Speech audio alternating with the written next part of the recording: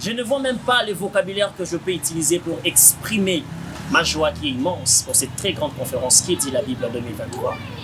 Christian Jérémie à la présentation, comme vous l'avez remarqué, dans mon visage aussi, avec un sourire éblouissant. Aujourd'hui, nous allons nous entretenir sur un sujet très indispensable que beaucoup de personnes l'oublient. Ils sont tellement attachés dans la mauvaise doctrine que ceci, c'est là, et c'est un slogan. Et d'autres disent qu'un, entre guillemets, prophète a dit, ceci a dit. Mais moi, j'aimerais vous rassurer que ce n'est pas un slogan. En attendant, je vous laisse découvrir notre surprise avec la merveilleuse voix, comme je l'ai dit toujours, et de paroles élucidantes. Retrouvez-nous tout juste après.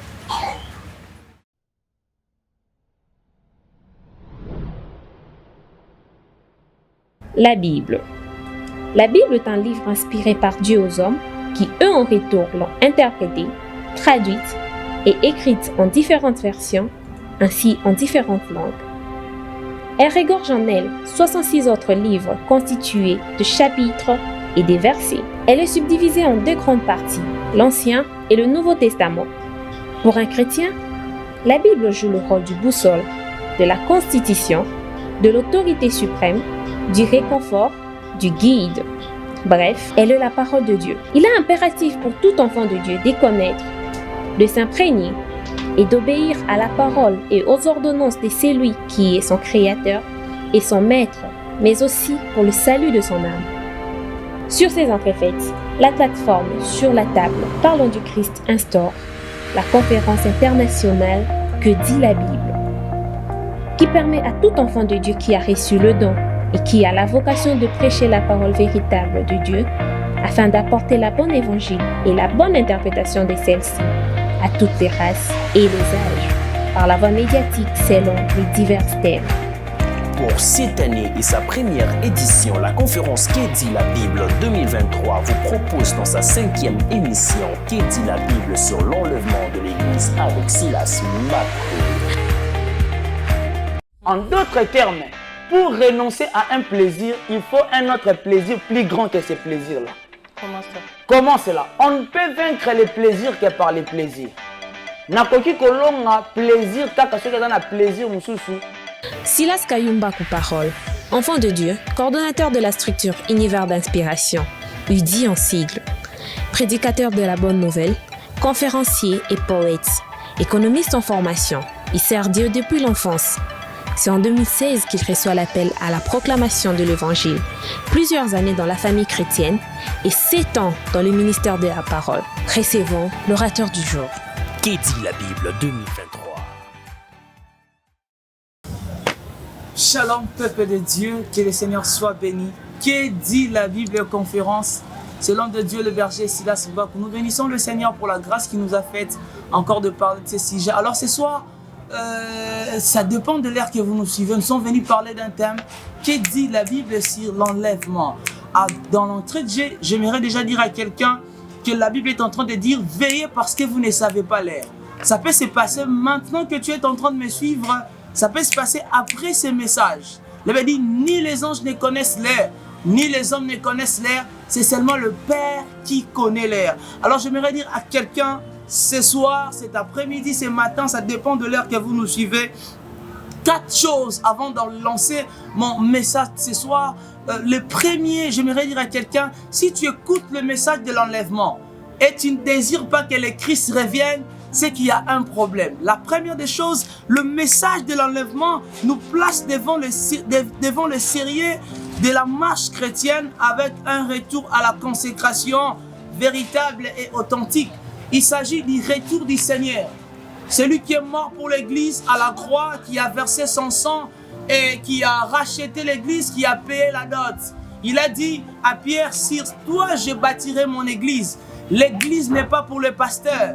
La seule personne à dire mon Église dans toute la Bible, c'est le Christ lui-même. Parce que c'est pour son Église qu'il est mort. Alors il a fait une promesse en disant, je pars. De la même manière que je suis en train de partir, je suis allé vous préparer une place. Il a dit quelque chose que j'aime.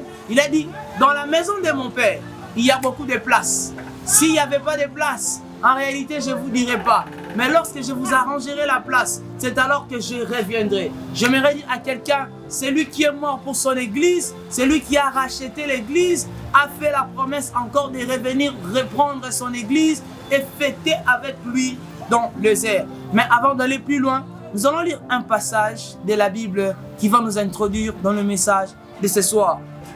Je suis en Matthieu chapitre 24, le verset 4, la Bible dit, Jésus leur répondit, faites bien attention que personne ne vous induise en erreur, car plusieurs viendront sous mon nom en disant, je suis le Messie, et ils tromperont beaucoup de gens. Le Christ donne le signe qui doivent prouver son avènement. Parce que dans la Bible, il y a 3 termes qui désignent les retours de Jésus. Le premier terme qui désigne les retours de Jésus, ça dit avènement. Matthieu chapitre 24, on dit, de la même manière que c'était arrivé au temps de Noé, ça arrivera de même à l'avènement du Fils de l'homme. Avènement, dans les mots grecs, dans son origine, signifie parousia, qui signifie retour brillante, retour avec force, retour avec gloire. J'aimerais dire à quelqu'un, le Christ reviendra avec force, le Christ reviendra avec gloire, son avènement sera plus fort. Et le deuxième terme qui désigne le retour de Christ, c'est apparition. Apparition veut dire que lorsqu'il apparaîtra, il apparaîtra avec éclair. Lorsque le Christ reviendra, il reviendra avec puissance. Mais la troisième des choses qui désigne le retour de Jésus, la Bible dit il reviendra comme un voleur. J'aimerais dire à quelqu'un, lorsque la Bible dit qu'il reviendra comme un voleur, cela ne signifie pas qu'il viendra voler ton cabello parce qu'il n'est pas un voleur. Cela ne signifie pas qu'il viendra voler ce que tu as. Mais il reviendra comme un voleur pour dire, il reviendra en secret. Il reviendra dans le moment où nous ne savons pas. Il reviendra pendant que tu es dans ton boulot. Il reviendra pendant que tu es en train de laver les assiettes. Il reviendra pendant que tu es en train de te préparer pour l'université. Et le Christ a donné une mise en garde. Il a dit, prenez garde que personne ne vous séduise. Pourquoi la séduction? En disant, car plusieurs viendront en mon nom. Ils diront, nous sommes les Messies. Je suis le Messie. Je suis le Christ. J'aimerais dire à quelqu'un qui est en train de me suivre, dans ce temps de la fin, l'outil de prédilection de la séduction, c'est le nom de Jésus. C'est le nom de Jésus. Il dira à ce jour-là, à plusieurs, vous aviez prophétisé à mon nom, vous aviez fait les miracles à mon nom, mais je ne vous ai jamais connu. La première des choses, le Christ est en train de dire, les Messies viendront en mon nom. J'aimerais dire à quelqu'un, ils viendront au nom de Jésus, mais ils ne viendront pas avec l'œuvre de Jésus. Ils viendront au nom de Jésus, mais ils ne viendront pas avec l'œuvre de Jésus. Car le Christ qui est mort pour son église, et il a fait la promesse de revenir. Il est parti préparer une place. Mais les faux Christ qui reviendront, ils diront, nous sommes les Messies. Mais ils ne sont pas morts pour l'église. Ce ne sont pas eux les propriétaires de l'église. Et ils ne sont pas en train de préparer une place pour le retour de Jésus. Pour le retour de l'église. Alors j'aimerais dire à quelqu'un qui est en train de me suivre, la Bible est en train de dire en Matthieu chapitre 24, verset 37, de la même manière que ces choses se sont passées au temps de Noé. Ça se passera de même à l'avènement du Fils de l'homme. Moi si oyo azobanga mobali na ye o apesi ye nouvelle kazoya pona libala, c'est que azuli mbanda. L'église qui est en train d'avoir peur du retour du Seigneur, c'est que cette église-là n'est plus fidèle à son Seigneur, n'est plus fidèle à Christ. L'église dans son sens universel, c'est l'ensemble des enfants de Dieu, de tous les croyants qui sont nés de nouveau, qui appartiennent à Christ. C'est donc Christ a affranchi à la croix. Et c'est donc qui ont la vie de Christ et qui sont en train de témoigner cette vie en eux. L'église, faire partie de l'église comme corps de Christ, ne signifie pas d'abord aller dans ton église comme centre missionnaire, comme église telle X, comme communauté X. Avant d'appartenir à l'église comme corps de Christ, il faut naître de nouveau, il faut recevoir Christ comme Seigneur et Sauveur. Raison pour laquelle la Bible est en train de dire que lorsque la bonne nouvelle sera prêchée par tout le monde entier, c'est alors que viendra la fin. L'enlèvement est rattaché à la bonne nouvelle. L'enlèvement est rattaché à l'évangélisation. Dans ce temps de la fin, le Christ, avant qu'il ne retourne, il ne veut qu'une seule chose, que la bonne nouvelle soit proclamée dans tout le monde entier. Que la bonne nouvelle soit proclamée en Bangladesh, en Singapour, aux États-Unis et que les gens soient convertis. Je voudrais te poser la question, est-ce que tu as écouté la bonne nouvelle? Est-ce que tu es converti? Est-ce que tu as donné ta vie à Jésus? Parmi les signes que le Christ a donnés, il a dit des femmes seront dans les champs, l'une sera prise et l'autre sera laissée. J'aimerais dire à quelqu'un, l'université peut te mélanger avec les amis. Les marchés peuvent vous mélanger dans le commerce. L'église locale peut nous mélanger, mais l'éternité va nous séparer. L'éternité va nous séparer. Parce que lorsque le Christ reviendra, la Bible est en train de dire en 1 Thessaloniciens chapitre 4, verset 13 à 16, les morts en Christ d'abord ressusciteront. Nous sommes beaucoup de morts, nous sommes enterrés dans le cimetière de Kinkole. Et qu'est-ce qui se passe? Moi, j'ai vécu ma vie, j'étais en Christ, j'ai reçu le Seigneur et je suis mort. Et l'autre est là, moi je suis enterré ici, l'autre est enterré là-bas. Lorsque la voix de l'ange, la voix de l'archange sonnera au son de la trompette, la Bible dit, pas tous les morts, mais seulement les morts en Christ. Ceux qui sont morts en recevant le Christ. J'aimerais dire à quelqu'un, on peut nous enterrer dans un même cimetière. On peut nous enterrer ici, nous sommes voisins au cimetière. Mais le jour où il s'agira du retour du Seigneur, le Seigneur fera la différence en disant, celui-ci, il était mort, mais il était mort en moi. Je vivais en lui. Alors le problème, ce n'est pas celui d'être enterré dans un cimetière le plus connu. Le problème, ce n'est pas celui d'appartenir dans un ensemble de beaucoup de gens qui connaissent, qui ont beaucoup d'argent. Le problème, c'est d'abord d'appartenir à Christ. Lorsqu'on appartient à Christ, le Christ viendra d'abord prendre ceux qui lui appartiennent et ceux qui sont à lui. Les morts en Christ se ressusciteront. Ça se passera de cette manière. Il avait dit, nous qui serons en vie, ensemble avec eux, nous monterons dans les airs. Nous rencontrerons le Seigneur. Oh, je rencontrerai Jacques-André Verneau dans les airs. Je rencontrerai Heidi Nabala dans les airs. Je rencontrerai tous les hommes qui sont morts en Christ. J'ai l'assurance que tous ceux qui sont morts en Christ ne sont pas morts. Ils sont en train de dormir. Ils sont en train de dormir. J'aimerais dire à quelqu'un qui est en train de me suivre, avant que l'enlèvement ne vienne, le Seigneur a fait la promesse en disant la bonne nouvelle doit d'abord être prêchée. La bonne nouvelle de celui qui est venu pour racheter le monde doit être prêchée. La bonne nouvelle doit rencontrer cette femme qui vit dans l'impudicité en disant l'impudicité c'est la vie de la mort. Tous ceux qui vivent dans le péché vivent dans une vie de mort. Le Seigneur les voit comme des morts. Et lorsqu'ils vont mourir, ils mourront encore ils mourront deux fois. Mais j'aime une chose, nous qui sommes en Christ, nous étions morts autrefois. Mais lorsque nous sommes venus en Christ, la Bible dit, Dieu nous a donné la vie avec Christ. En réalité, si nous mourons, nous ne mourrons pas, mais nous sommes en train de dormir. Je finis par mon message à dire à quelqu'un. J'ai fini ce message à dire à quelqu'un. J'ai fini mon message à dire à quelqu'un. Le Christ reviendra d'abord pour prendre son église.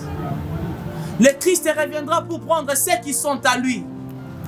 Le Christ reviendra pour prendre ceux qui ont la vie de Christ. Il a donné deux mises en garde. Il a dit, quel est donc ce serviteur prudent et fidèle dont le maître a établi sur sa maison afin de donner la nourriture au temps convenable? Quel est l'état de ta fidélité avec Dieu? Pourquoi tu repousses l'enlèvement du Seigneur? L'époux a déjà payé la dot à la croix. Il viendra que prendre son épouse. Je n'ai jamais vu une femme dans ce monde ne pas se réjouir le jour de son mariage. Et ne pas se réjouir pour l'organisation de son mariage. Église, réveillons-nous. Si les hommes ne se réjouissaient pas du message de l'enlèvement, ceux qui ne sont plus fidèles à l'époux. La Bible est en train de dire en Apocalypse, après que les gens puissent voir toutes ces choses, la Bible dit que l'Esprit et l'Église disent, viens Seigneur. L'Esprit et l'Église diront ensemble, l'Esprit et l'Église diront ensemble, viens, nous avons besoin de toi. Maranatha. J'aimerais dire à quelqu'un, la raison pour laquelle tu rapportes le retour de Jésus, c'est parce que l'Esprit en toi qui va te préparer pour le retour de Christ ne vit plus en toi. De la même manière que ces 5 sages et ces 5 folles, les autres avaient de l'huile, mais les autres n'avaient pas de l'huile. C'est le Saint-Esprit qui va nous préparer à rencontrer le Christ. C'est le Saint-Esprit qui prépare l'Église à rencontrer le Christ. Ça sera d'un commun accord. L'Esprit dira, je suis d'accord. Et l'Église, nous qui sommes l'épouse de Christ, on dira, nous sommes d'accord, époux, tu peux venir. J'aimerais dire à quelqu'un, quel est ton état d'intimité avec le Saint-Esprit? La raison pour laquelle tu as mis tout de côté, c'est parce que l'Esprit ne vit pas en toi. Mais j'aimerais que tu élèves tes mains là où tu es. Tu dis, Seigneur, lorsque tu retourneras me prendre. Comment? Lorsque tu retourneras me prendre. Tu m'enlèveras, tu me délivreras de toutes ces souffrances. La Bible est en train de dire, même ceux qui seront morts avec pieds coupés, nous ressusciterons dans le corps de gloire. Nous ne ressusciterons pas coupés, nous serons ressuscités dans le corps de gloire. Que l'Esprit du Seigneur retourne encore dans ta vie. Car si le monde peut nous séparer, l'éternité, tu appartiens à Christ ou dans le monde. Que le Seigneur vous bénisse.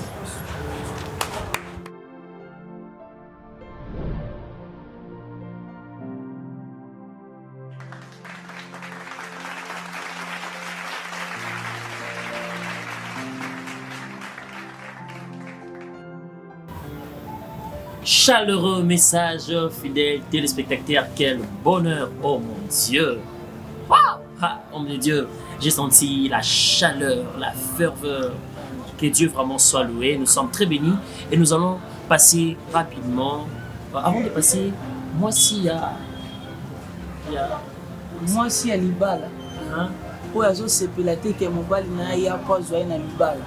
C'est Kazulier Mbanda. C'est Kazulier Mbanda. Retenez, ça c'est vraiment un énigme aussi très important à méditer. Rapidement, comment identifier que le Fils de l'homme est à la porte? En partant des enseignements de ces derniers temps, voyons déjà les enseignements de ces derniers temps, cravate, veste, ceci, cela. Comment pouvons-nous identifier que le Fils de l'homme est à la porte? Comment identifier que le Fils de l'homme est à la porte? Il y a des signes majeurs et puis des signes mineurs. Le Seigneur a dit il y aura des guerres. Les nations s'élèveront contre une autre. Il a dit il y aura de faux Christ, des faux Messies. Vous allez être d'accord avec moi que dans le signe que le Seigneur a donné, avant même que le faux prophète n'apparaisse, il y a d'abord le faux Christ, les faux sauveurs. Ceux qui diront aux enfants de Dieu, croyez à mon message pour être sauvés. Et ces faux Christ-là vont se transplanter dans la vie des faux prophètes. En disant, si vous croyez à ce message ici, en dehors de Christ, vous serez sauvés. Si vous ne croyez pas ça, vous ne serez pas sauvés. Et le Christ a dit, ne les croyez pas. Alors si quelqu'un est déjà dans son église et qu'on lui présente un autre message en dehors de celui de Christ comme sauveur, c'est déjà un signe qui annonce que le Christ vient et à la porte et il va revenir. Et il y a encore d'autres signes. La Bible dit qu'il y aura des guerres, les nations s'élèveront, les gens se haïront. L'iniquité cessera à cri et la charité du plus grand nombre se refroidira. Et la Bible dit, s'il sera possible, même les élis seront séduits. Ça serait une grande séduction, vu que ça serait au nom de Jésus. Sans l'œuvre de Jésus et la vie de Jésus, il veut dire même les élis seront séduits. Alors les enfants de Dieu doivent veiller à ces temps, de ne pas être à tout, de ne pas croire à tout, d'attester l'authentification de tout message par le fondement qui est le Christ, qui est le sauveur et non un autre sauveur. Wow, très belle question et surtout attester que le message soit christocentrique, Christ au centre de tout. La deuxième question, qui seront enlevés, le chrétien ou le croyant? Mettons un peu, c'est quoi le parallélisme entre d'abord le substantif et puis répondre rapidement, qui seront enlevés, le chrétien et le croyant? Les chrétiens et les croyants, les disciples de Christ ont été appelés pour la première fois les chrétiens. Ça veut dire ce sont des disciples qui ont été appelés chrétiens. En d'autres termes, on a vu le caractère de Christ en eux. On a vu la vie de Christ en eux et on a collé cette identité. C'était un nom que Dieu ne les a pas appelés. Alors pour être chrétien, il faut d'abord être disciple. Disciple, c'est celui qui a un maître, qui croit à ses maîtres et croit à ce que ce maître a fait. Alors les croyants est aussi de même avec disciples.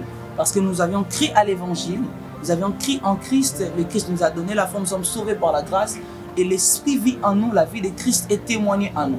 Alors il est possible d'être chrétien, non, il est possible d'être appelé chrétien sans appeler croyant. Mais il est presque moins impossible d'être appelé croyant de Christ sans appeler chrétien. Parce que celui qui est croyant de Christ, la vie de Christ est attestée par son intérieur et démontrée à l'extérieur. De telle en sorte que par le caractère de Christ, on l'appelle chrétien. Mais lorsqu'on attribue à quelqu'un le nom de chrétien et que la vie de Christ n'est pas en lui, en réalité, il n'a pas cru. Alors, on peut l'appeler chrétien, mais il ne sera pas enlevé. Parce que ceux qui seront enlevés, ce sont des enfants de Dieu qui sont nés de nouveaux croyants, qui ont cru à l'œuvre d'Isali et qui font partie du corps de Christ. Alors, c'est ceux qui font partie de l'Église qui seront enlevés, pas seulement ceux dont on appelle par les noms. Waouh, c'est très important. Pas seulement ceux dont on appelle par le nom. Donc, ni de chrétiens, ni de croyants, ne vous fiez pas dans ça, mais ceux qui seront enlevés, c'est ce que nous appelons les enfants des dieux. Alors, la dernière question que je veux poser, qui seront enlevés en premier? Je pense que c'est une question un peu similaire par rapport à ça, mais j'aimerais un peu mettre encore un accent sur ça pour permettre à notre fidèle téléspectateur, je pense que c'était une femme qui a posé ça, fidèle téléspectatrice, voilà, de se retrouver. 1 Thessaloniciens 4:13, David dit, ce sont d'abord le mort en Christ qui seront ressuscités premièrement. Et l'épître de 1 Thessaloniciens, c'est la première de toutes les épîtres de Paul. Il y a eu des chrétiens qui étaient un peu inquiets par rapport à leurs frères qui étaient morts. Alors si vous regardez au devant, l'apôtre dit, en ce qui concerne des morts, je ne veux pas que vous soyez l'ignorance. Il a voulu leur donner l'espoir que vous avez vos frères qui sont morts. Ils sont morts en Christ. Ne vous inquiétez pas. Il y aura un jour, le Christ reviendra. Et quand il reviendra, c'est eux qui seront ressuscités premièrement. Ensemble avec ceux qui seront vivants, nous monterons dans les airs pour rencontrer le Christ. Alors nos frères et nos sœurs qui sont morts, en réalité, il y a un rendez-vous qui va nous faire rencontrer l'enlèvement de l'Église. Wow, Seigneur. Je suis pas aussi triste d'avoir perdu votre papa, votre maman, frères et sœurs. Il y a un rendez-vous qui nous attend, comme l'a dit l'homme de Dieu, selon les Écritures. C'est le même aussi. Rapidement, en passant, je vais répondre à cette question. L'enlèvement de l'Église se fera comment? C'est de cette façon, comme l'homme de Dieu vient de l'expliquer, que le mort en Christ restera premièrement, et puis nous allons se retrouver dans les airs. D'ailleurs, je pense que c'est dans quelques minutes. Après parole. Mais il n'y a pas encore l'enlèvement.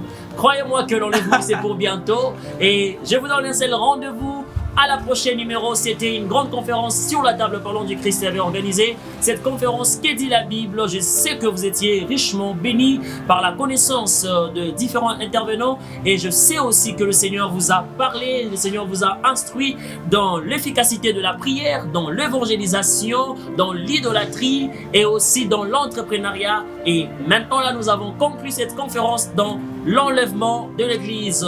Que Dieu vous bénisse abondamment.